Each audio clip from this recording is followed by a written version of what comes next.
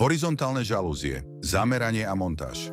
Aby ste správne určili šírku žalúzie, odporúča sa merať sklo na viacerých miestach, keďže rozmery sa môžu líšiť. Merajte šírku skla, vrátane tesnenia, na oboch stranách. Z najmenšej nameranej hodnoty odpočítajte 1 mm pre zabezpečenie dostatočnej vôle žalúzie. Ak je celková šírka 573 mm, v objednávke uvedte šírku 572 mm. Výšku žalúzie merajte v strede okna. Pri širších oknách je vhodné vykonať meranie na viacerých miestach. Výšku zmerajte od tesnenia na jednej strane po tesnenie na druhej strane.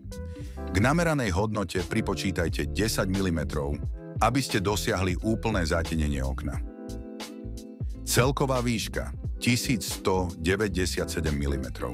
Výška v objednávke 1207 mm. Na určenie počtu podložiek odmerajte hĺbku zasklievacej lišty. Koniec metra pritlačte na sklo a odčítajte hodnotu. Počet potrebných podložiek zistíte podľa tejto tabuľky. Stranu ovládania žalúzie vyberte podľa pohľadu na okno znútra miestnosti. Odporúčame zvoliť stranu opačnú voči kľúčke. Montáž.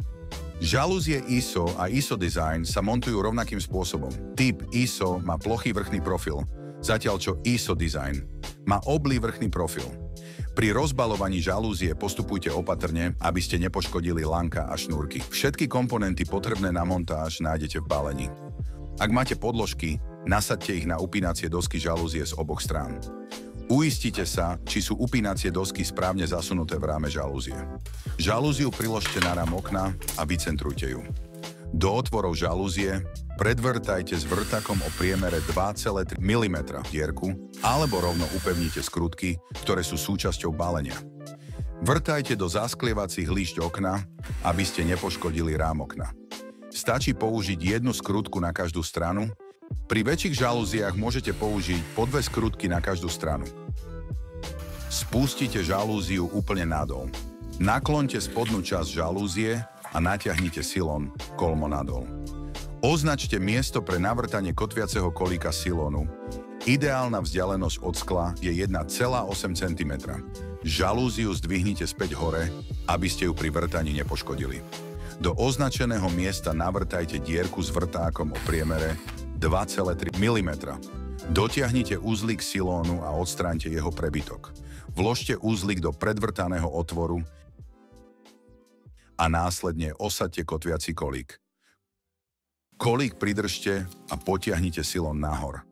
Tento postup zopakujte aj na druhej strane. Vo vrchnej časti žalúzie silón napnite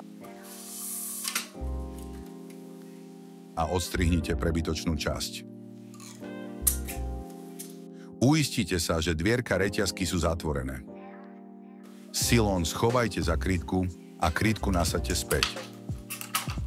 Opakujte na oboch stranách. 10 až 15 cm od spodnej časti reťazky namontujte držiak reťazky.